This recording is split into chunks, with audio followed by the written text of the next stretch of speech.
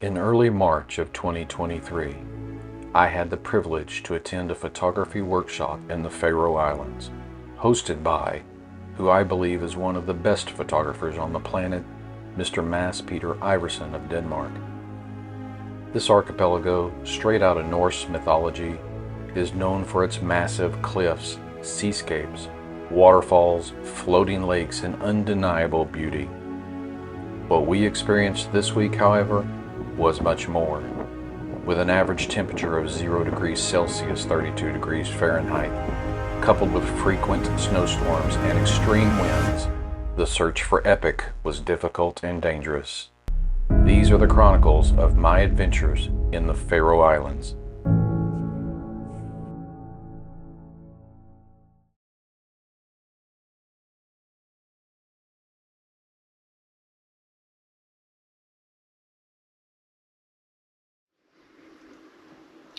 Well, good morning, channel. It's day 5, the last day of the Faroe Islands.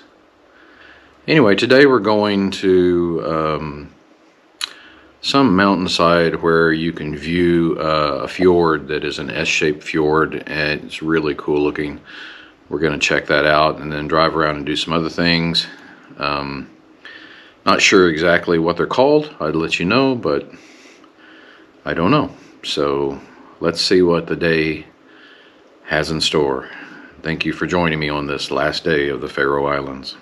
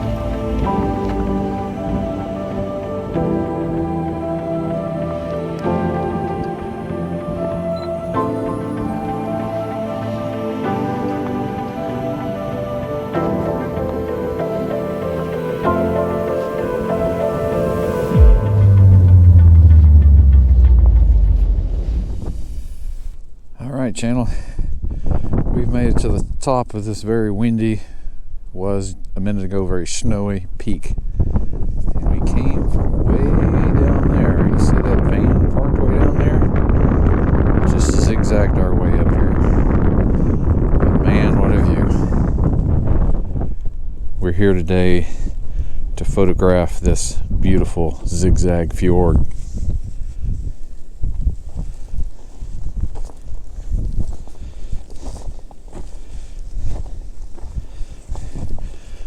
Our fearless leader Mads down there doing his thing, giving all our photos scale.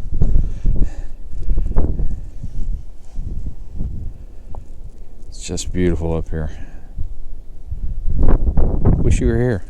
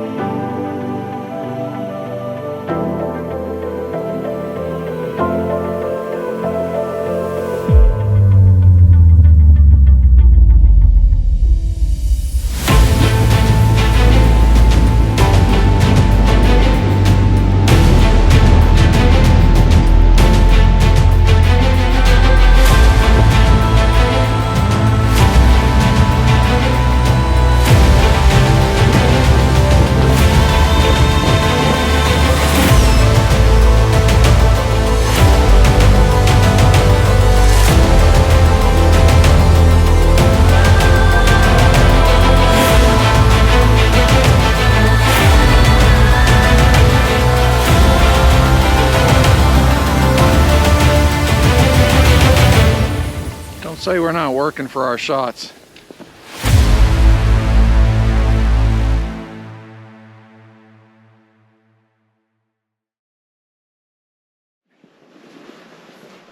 Well, it's like bipolar. Yeah. It's manic one minute and then depressed the next. Yep.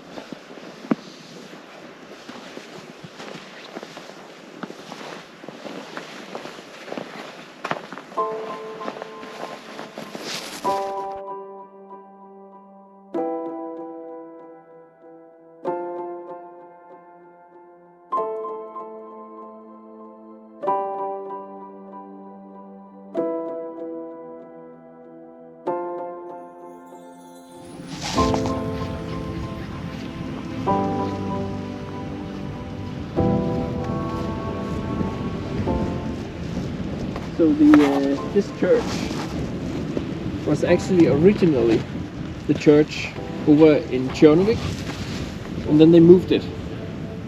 No kidding. Yeah. That was quite a feat. Yep.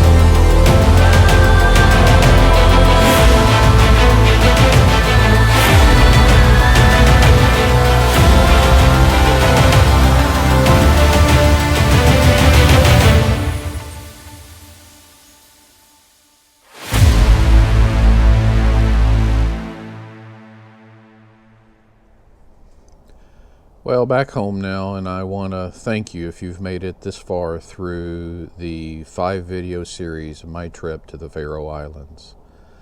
What an amazing, unbelievable trip it was. And you know, if you've made it this far, you're one of the rare ones. You watch the video viewership of each of the videos, and the first one gets a lot, the second one gets a little bit less, and it just gets a little bit less. I just guess it's how YouTube goes. Until you get to the end. So if you've made it this far, thank you so much. You know, I've been dreaming about this trip for a decade, since I first saw the Faroe Islands on YouTube and was just amazed by the scenery. I knew I just had to go there. Been planning it for almost a year. Got an email from Mr. Mads Peter Iverson, the guy that hosted the photo workshop. I got an email from him, gosh, about a year ago now, to be honest with you, saying, hey, I think I'm going to go to the Faroe Islands. Are you still interested? And I said, absolutely yes. And started planning it, started working on what I was going to take. I switched camera platforms from a DSL to a mirrorless platform. Spent money on lenses ahead of time, earlier than I normally would, because I knew I wanted to take them to this trip. So a lot of planning went into it, and I hope that I was able to bring some detail and clarity and just bring you the beauty of the place, you know, through the equipment, through the trip, through the experience. And so let's walk through the whole trip just briefly here at the end of the 5th video.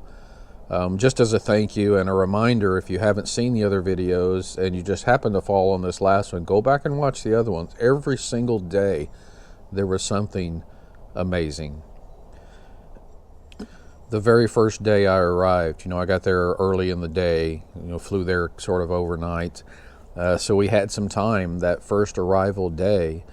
I'm combining that arrival day with day 1 in the videos, calling day 1 the next day, but as you can see this picture here, we stopped on the way from the airport to the hotel to this location. I've seen this location many times on Facebook and YouTube. this road, this beautiful road, is just a leading line into this valley with that majestic island in the background and the beautiful golden brown colors. You know, this shot is great whether it's golden brown or in the middle of the summer and it's all green. This leading line of a road just sort of moves your vision, moves your eye through this picture. It was just a beautiful sight. It was the first place we stopped. It was my first introduction to Faroe Islands photography. You know, and also I was very excited to meet Mass. You know, through his videos, he introduced me to the Faroe Islands, to be honest with you. Excited to meet him. Such a great photographer. He has such an eye and does amazing things with landscape photography. Everything here was unique. I mean, from the landscapes to the cars to the people to the language to the food. And every day, of course, was another epic, unbelievable landscape to visit.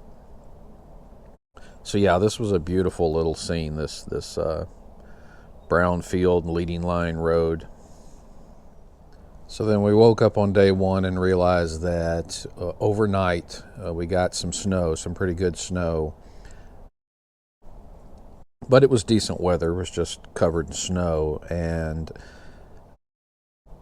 our first, you can see here, our first venture on day one was to go out to the famous Trailhead and Slave Rock.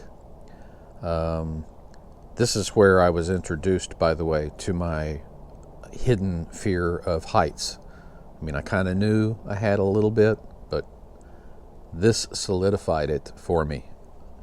You can see this cliff face here. Just, I can't even tell you how high that is. I mean, I can. It's 400, 500 feet high.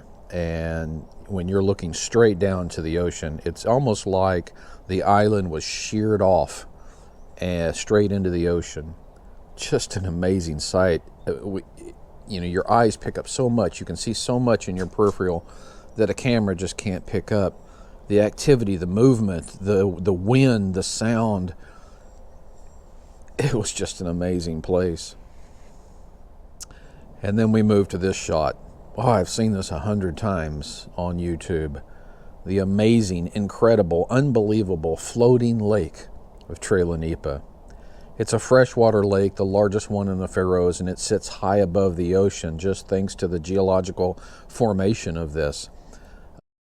And this vantage point that I'm at right now, first of all, very tall, very high, but the water hitting the cliffs down below from just the blue ocean, and the freshwater lake up above just seems to be so high above it.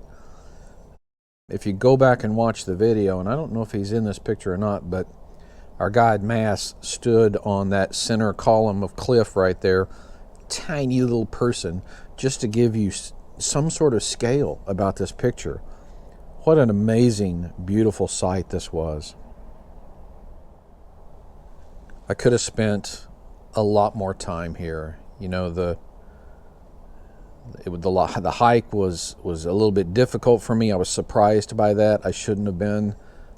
I didn't bring any water on this hike, which was a big mistake. My legs were cramping up, but so that sort of was in the back of my mind and just on my mind for the whole time I was out here, and it really kind of makes me mad that I wasn't focusing more on just where I was and the beauty of the place. You know, I would have taken 100 more photos, not that I could have shown them all, but what an amazing location this was.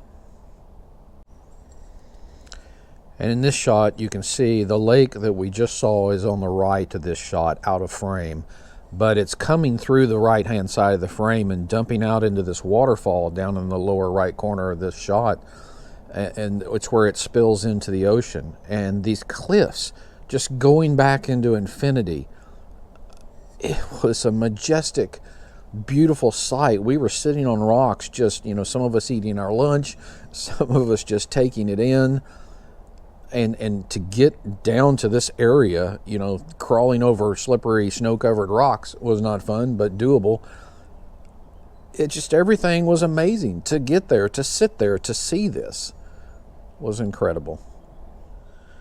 Okay, and we finished out day one at yet another iconic site this small village here called Gassadalur, and I'm going to butcher these names, I'm going to apologize, but Gassadalur, I'll put the names at the bottom so you can see how they're spelled here, but this little town perched on this island edge with this waterfall, this constant flowing waterfall. It's, again, beautiful in green grass summer weather, amazingly beautiful here with the snow covering. And I gotta say, it was late in the day, we were tired. I remember the straight line winds coming off the ocean were as strong as I've ever felt anywhere. I mean, frequently I would have to hold on. There was a couple of light poles and a fence post along this tiny little road we were on to get out to this spot, this vantage point.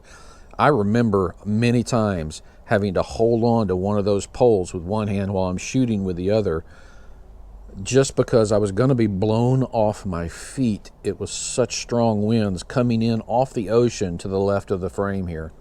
Unbelievable winds. And then it would calm down for a few minutes so that we could take pictures like this. That waterfall would be blowing at times so much it wouldn't look like a waterfall. It would just look like spray. You can see it hitting the side of the cliff there.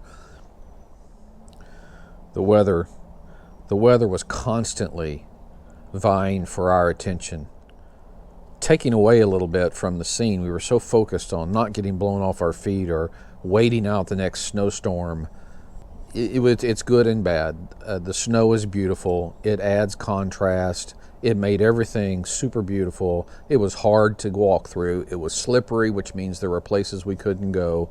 But snow was so much better than rain and mud. Mud you track back into the van. When you get wet from rain, it takes a long time to dry out.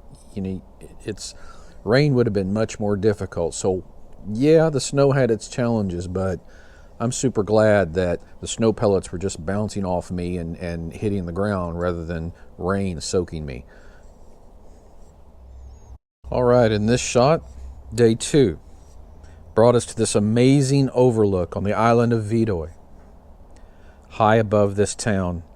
Again, it was a difficult hike. We parked at the closest houses you see in this photo. That's where our van is parked, and we hiked up this hillside covered with snow. You can see some of our footprints there on the left to this vantage point. Again, like the first hike, it was difficult, but it is the first place where we could see multiple islands at one time, and the snow covering just brought them out of the background. They didn't just blend into the ocean. The snow just brings them out. I particularly like in this town, you'll see down here a little church and a courtyard that looks like a graveyard, to be honest with you. That was very interesting. Right there on that front coast as the water was just pounding up on those rocks. It's hard to tell from this photo, but it was. And on this day, snowstorms were short and intense. They moved in and out of the islands, and they provided amazing light show, amazing coverage, and the sun would beam down through the clouds and the snow, just giving us hundreds of opportunities to take different amazing photos of kind of the same scene, but just lit differently. All right, day 3 and the island of Kalsoy. Kalsoy is famous for this lighthouse. I couldn't wait to get this lighthouse, another iconic landmark for the Faroe Islands. The trip out there took us by car, and then ferry boat, then car again, and yes, another difficult hike. It was kind of a long hike, not super steep, but it was a fun hike. You guys saw in the video, I mean, I was wore out. I was last to arrive again, but it was a fun hike. And boy, did it reward us with some of the most amazing landscape of the trip. Again, my fear of heights kicked in, because in this shot, you see the lighthouse, you see the ridge line running to the right of the lighthouse heading off the frame. Well, that's a walkway out to another little mountain. That walkway is, first of all, super skinny. Again, would have been much worse in rain and mud than it was in snow, but snow was slippery, and this thing was high up, and skinny, and it was straight down to the ocean on either side. I was just afraid that I was going to freeze up. I'd get halfway out there and not be able to move. So yeah, I was afraid, and I didn't go to that little mountain. But as you saw in the video, from the lighthouse, there were so many amazing vantage points, amazing things to photograph. You know, in addition to the steepness and the skinniness and the snow of that walkway, there was also the winds, constant, very high winds. Boy, there was one time, the guys that did venture across, were brave enough to venture across, when they were coming back, the winds were so strong, and they had these big camera backpacks on. Man, I thought the wind was going to blow one guy off. I mean, it was so strong, and his backpack was acting like a sail. I'm like, get a grip.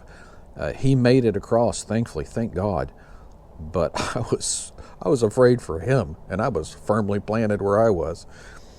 Anyway, as I said, from the lighthouse, like this picture here, just amazing views. And I had my long lens with me, my 100 to 500 telephoto lens, and I could bring the far off islands in, and it had the effect of compressing the scene, like bringing even though they were far off, bringing them all together, like you can see here in this photo. And look at that landscape, just moody, and the small, I say small, little sea stacks there on the right.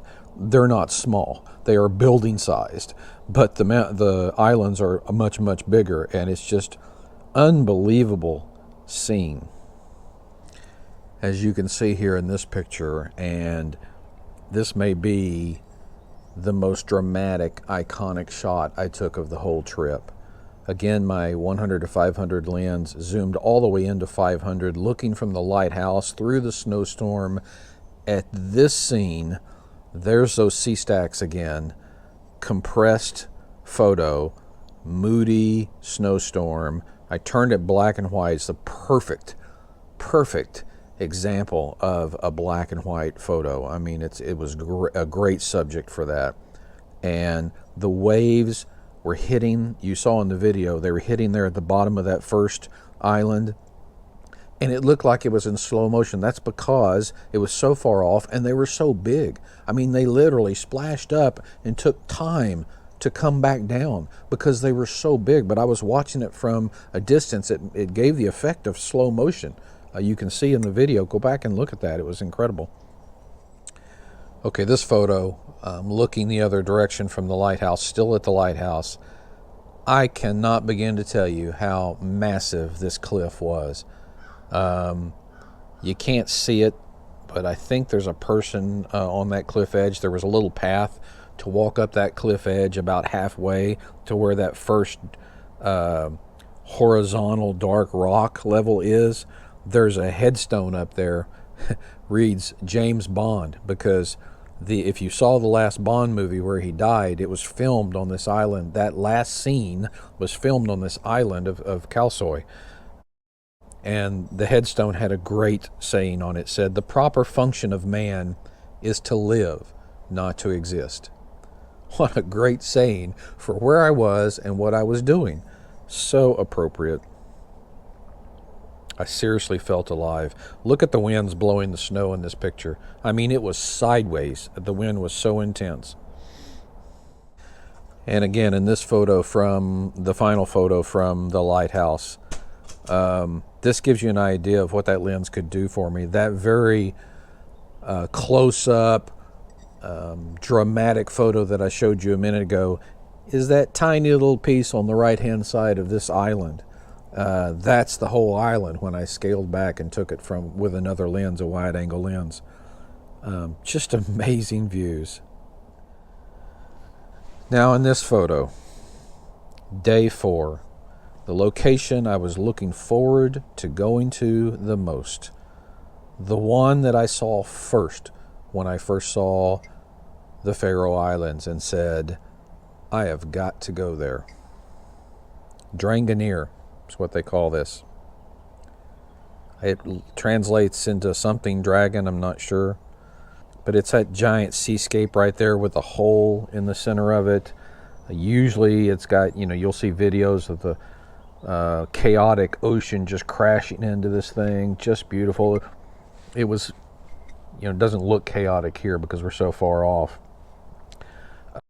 But as you saw in the video, it was going to be a super long hike, and I knew I couldn't make that hike, and I was happy that we opted to go for a boat and get out there on a boat. The boat was going to drop us off right there at on the left-hand side of this photo, those cliffs down there at the very bottom of the tip of the island there, right in front of that sea stack.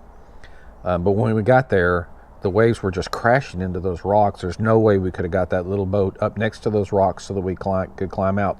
There's no piers or landings there. You're jumping out of a boat onto rocks, and he just couldn't get close enough. So we had to go back, as I said in the video, about halfway to a place that was more protected where we could get off and we could hike. And you guys know the rest of the story there. There was a place that was just too sketchy to get past, and I wasn't willing to risk it. But even where I was, I took this photo.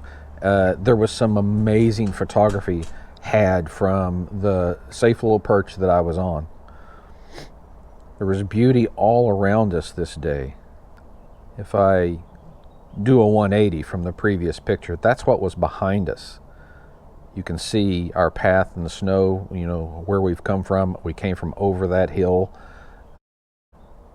And you know, snowstorms would blow in and then they blow out, and we'd get beautiful shots like this. It was incredible. Let's go to the next photo. Ah, yes. More dramatic. And again, this is with my long lens. Thank God I had the long lens and the tripod so I could hold steady from a distance and still get shots of this place I wanted to visit so bad. It still get shots from a distance like this. The snow would come in from the right-hand side, I think that's north, and come across to the left-hand side of this photo. There would be one snowstorm after another and clear in between. And when they would come in, we would get, we'd get shots like this, just super moody. And the difference in colors here, that's no Photoshop or anything. That is the color that my camera captured. The sun on the left-hand side being swallowed up by a snowstorm that's coming in was incredible. We'd hunker down and just wait for the snowstorm to pass, and then we'd start shooting again. And then, of course, this final shot, one of my favorites from Dranganir, from far back where I was, that whole cliffside going around, that whole island cliffside going around the left side of this photo. It's hard to describe how steep that is and covered with snow. And we had our crampons, little spikes on the bottom of your boots, you know, and that was giving us some stability. But guys, I'll be honest with you, I was not willing to risk, and some were. I was not willing to risk, you know, going around that just to get down there. And gosh, I wish I could have. I really wish I could have, but just wasn't worth it. And I got shots like this. This is a beautiful shot. This is, you know, taken in person, me right there. You know, I can say I've been there. Okay, and that brings us to day 5, the last day of the trip. And you guys have seen this video. You know where we were on this last day 5. Unbelievable sight. It was not as long a hike, but from the van, it was straight up. And so it was difficult, and it was covered with snow, and sometimes up to your knee or hip in a snowdrift. You'd have to work your way out of it and keep marching up. So we took our time. We weren't in any hurry, thank goodness. And we all got up there. And then you saw in the video just now some of the amazing scenery and crazy snow blowing storms / tornadoes, snow tornadoes up on this site. Simply unbelievable. Something you think you'll never experience. I was so happy to be there and experiencing this firsthand. The wind would blow so hard I would have to get down on my hands and knees because there's no fence post up there to hold on to, and I didn't want to get blown off. Oh, what an amazing place this was. We spent most of the day up there at that location, and then after that we headed towards the final thing for the day and for the trip. We headed towards that little village that is known for the grass roofs. It's so cool, the grass on the roof. It's an insulator. I asked, do they mow that? Do they get up there and mow the roof? No. I was told, I don't know if I believe it, that they let their sheep get up there and eat the grass. I don't know. I kind of believe it, because the sheep can stand on the side of a cliff that I would never stand on. So maybe they do. Anyway, beautiful little quiet location. Had a little lake there. And again, as you saw in the video, super moody. Beautiful snow. Was just a very enjoyable location, this last stop on the trip. All right, guys, that about wraps it up. On this trip, I clicked the shutter more than 1,050 times. And I walked away with about 255 keepers, photos, and probably more. I need to go back through a second wave and see what I want to process and what I want to keep. Off the bat, 255. I captured 118 video sequences with a combined time of 1 hour and 14 minutes for all of them together. You know, I'll continue to post these photos on my social media, my Facebook page, my Instagram page, and you guys know I have a website. I'm going to create a tab on my website with all the best Faroe Island photos there. And I'll probably be creating a 2024 calendar of the Faroe Islands, some of my best, I guess 12 of my best shots for a calendar.